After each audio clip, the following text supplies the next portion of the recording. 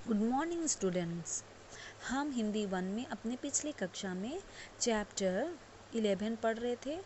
Chapter 11 में हम पढ़ रहे थे कारक यानी कि केस के बारे में। तो हमने कारक यानी कि केस में क्या पढ़ा था, उसका परिभाषा, कारक की परिभाषा। संज्ञा सर्वनाम का वाक्यों की क्रिया के साथ संबंध बताने वाले शब्दों को कारक कहते हैं। यानी कि संज्ञा और सर्वनाम का वाक्यों के क्रिया के साथ संबंध बताने वाले शब्दों को हम कारक कहते हैं। तो प्रत्येक कारक का अपना निश्चित चिन्ह होता है, जैसे ने, को, के लिए, का, में, पर आदि ऐसे शब्द कारक कहलाते हैं। जैसे हमने देखा था, राधा ने तमन्ना को घड़ी दी, मेज पर पुस्तक रखी है, रोहित कमल के लिए उपहार लाया, कक्षा में शोर मत करो, अध्यापिका पढ़ा रही है। तो इस प्रकार हमने कारक के बारे में, कारक के भेद के बारे में हमने पढ़ा। तो कारक के भेद में हिंदी में कारक निम्नलिखित 8 प्रकार के होते हैं, जिसमें हमने पढ़ा कर्ता कारक, कर्म कारक, कर्ण कारक, संप्रदान कारक के बारे में। हमने अपनी पिछली कक्षा में कर्ता कारक, कर्म कारक, कर्ण कारक और संप्रदान कारक के बारे में अच्छी तरह से पढ़कर समझ चुके थे। तो आज हम पढ़ेंगे अपादान कारक, संबंध कारक, अधिकरण कारक और संबोधन कारक के बारे में। तो हम पेज नंबर 54 देखते हैं। पेज नंबर 54 अपादान कारक। पेज नंबर 54 देखेंगे। इस वीडियो के साथ साथ हम अपना पाठ्य पुस्तक भी अच्छी तरह से देखेंगे और समझते जाएंगे। तो 5th है अपादान कारक, जिससे क्रिया का अलगाव या तुलना मालूम होती है, उसे अपादान कारक कहते हैं। जैसे वह विद्यालय से घर गया, पृथक करता। शेखर पेड़ से गिर पड़ा, अलगाव। वह मुंबई से वापस आया, अलगाव यानी कि पृथकता। तो अपादान कारक क्या है? अपादान कारक जिस क्रिया का अलगाव या तुलना मालूम होती है, यानी कि तुलना की जाती है या उससे अलग होने का पता चलता है, उसे ही हम अपादान कारक कहते हैं। जैसे हमने समझा कि वह विद्यालय से घर आया, तो तुलना यानी कि विद्यालय से घर आया। फिर हमने देखा शेखर पेड़ से गिर गया, तो ये अलग हो गया, पेड़ से गिर गया क्योंकि वो पेड़ में चढ़ा था, उससे अलग हो गया। वह मुंबई से वापस आया, ये अलगाव पृथक यानी कि ये अलग, यानी कि मुंबई से भी फिर से वापस घर आ गया। तो इन वाक्यों में विद्यालय, पेड़, मुंबई से पृथकता हो रही है, अतः ये अपादान कारक है। तो अपादान कारक हमें समझ में आ गई होगी। तो आगे देखते हैं हम संबंध कारक। संबंध कारक जिस संज्ञा या सर्वनाम शब्द का संबंध क्रिया से ना होकर किसी अन्य संज्ञा से होती है, उसे हम संबंध कारक कहते हैं। जिस संज्ञा या सर्वनाम शब्द का संबंध क्रिया से ना होकर किसी अन्य संज्ञा से होती है, उसे हम संबंध कारक कहते हैं। जैसे कपिल की बहन घर पर है, ख रोहित के पिता घर चले गए, ग शांति की बहन परिश्रमी है, घ वह राम का सौतेला भाई है। तो संबंध कारक क्या है?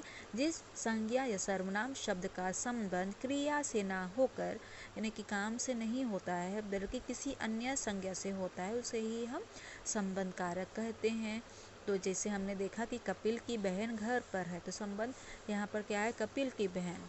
ख रोहित के पिता घर चले गए, यानी कि रोहित के पिता, यहाँ संबंध क्या है? रोहित के पिता। शांति की बहन परिश्रमी है, तो यहाँ बता रहे हैं शांति की बहन के बारे।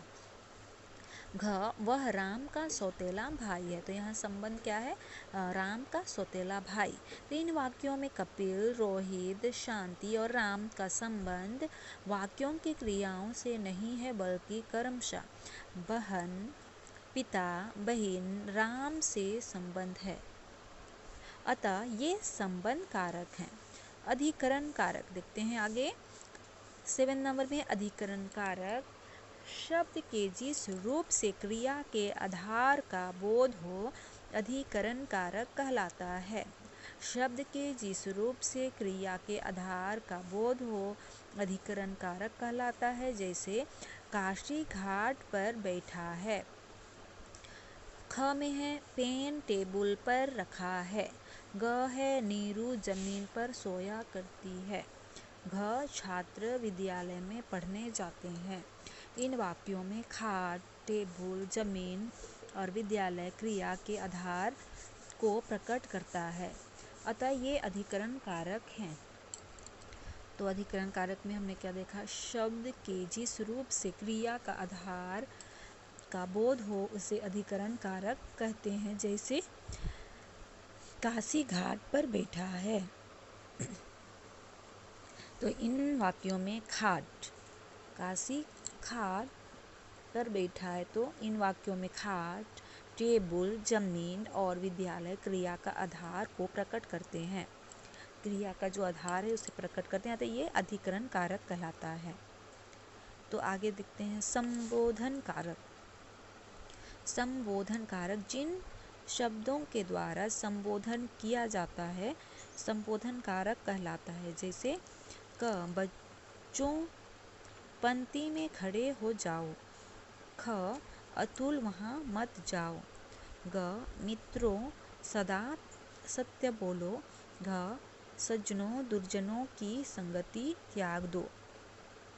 इन वाक्यों में बच्चों, अतुल, मित्र तथा सज्जनों का प्रयोग संबोधन के लिए किया गया है।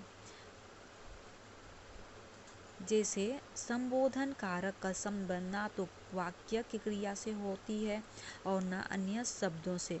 यह वाक्यों से अलग रहते हैं, अतः ये संबोधन चिन्ह का प्रयोग होता है। तो यहाँ संबोधन चिन्ह का प्रयोग होता है। तो संबोधन कारक क्या है? जिन शब्दों के द्वारा संबोधन किया जाता है, संबोधन करके किसी को बताया जाता है, तो उसे ही संबोधन कारक कहते हैं। जैसे बच्चों, मित्रों, सज्जनों। तो इस प्रकार यहाँ संबोधन करके बताया गया है कि बच्चों इस तरह मत करो, या बच्चों पंक्ति में खड़े हो जाओ, मित्रों सदा सत्य बोलो, सज्जनों दुर्जनों से संगति त्याग दो। तो इसमें हमने देखा कि मित्रों, सज्जनों, बच्चों, तो ये सभी क्या है? संबोधन क्रिया है। तो ये सभी है संबोधन क्रिया। तो संबोधन कारक का संबंध ना तो वाक्य की क्रिया से होता है और ना अन्य शब्दों से। यह वाक्यों से अलग रहता है। संबोधन चिन्ह का प्रयोग इसमें होता है। तो आगे देखते हैं कारक के चिन्ह। कारक के क्या कौन सा चिन्ह है? कारक के चिन्ह कारक, कर्ता, कारक का चिन्ह कर्ता ने कोई नहीं, कर्म, कर्म को कोई नहीं, कर्ण से के द्वारा, संप्रदान के लिए को। तो कारक का चिन्ह में है, कारक का चिन्ह है कर्ता ने, कर्म को, कर्ण से, संप्रदान के लिए, अपादान से, संबंध का के का की के, अधिकरण में पे पर के आगे के पीछे के ऊपर के नीचे के सामने। अधिकरण संबोधन हे, ही, अरे। तो आगे देखते हैं कारक का रचना। कारक का रचना, कारक रचना के दो उदाहरण यहाँ दिए जा रहे हैं, इनकी तरह ही अन्य शब्दों की कारक रचना करके देखिए। पुल्लिंग शब्द बालक, कारक है कर्ता, कर्ता बालक ने, बहुवचन बालकों को, कर्म बालक को, बहुवचन में बालकों को, कर्ण बालकों से के द्वारा, बालकों से के द्वारा, बहुवचन, संप्रदान बालक का के लिए, बहुवचन बालकों को के लिए, अपादान एकवचन बालक से, बहुवचन बालकों से, संबंध एकवचन बालक का की के, बहुवचन बालकों का की के, अधिकरण बालक में पर, बहुवचन बालकों में पर। संबोधन एक वचन हे बालक, बहुवचन हे बालकों। स्त्रीलिंग शब्द बालिका, कारक कर्ता बालक, बालिका बालकों ने, एक वचन बालकों ने। बहुवचन स्त्रीलिंग शब्द बालिका बालिकाओं ने। कर्म बालिका को, बहुवचन बालिकाओं को। कर्ण बालिका से के द्वारा, बहुवचन बालिकाओं से के द्वारा। संप्रदान बालिका को के लिए, बहुवचन बालिकाओं को के लिए। अपादान बालिका से, बहुवचन बालिकाओं से। संबंध बालिका का की के, बहुवचन बालिकाओं का की के। अधिकरण बालिका में पर, बहुवचन बालिकाओं में पर। संबोधन हे बालिका, बहुवचन हे बालिकाओं। तो इस प्रकार हम कारक का चिन्ह, कारक का रचना किस प्रकार से बनती है ये हम पढ़कर समझ चुके हैं।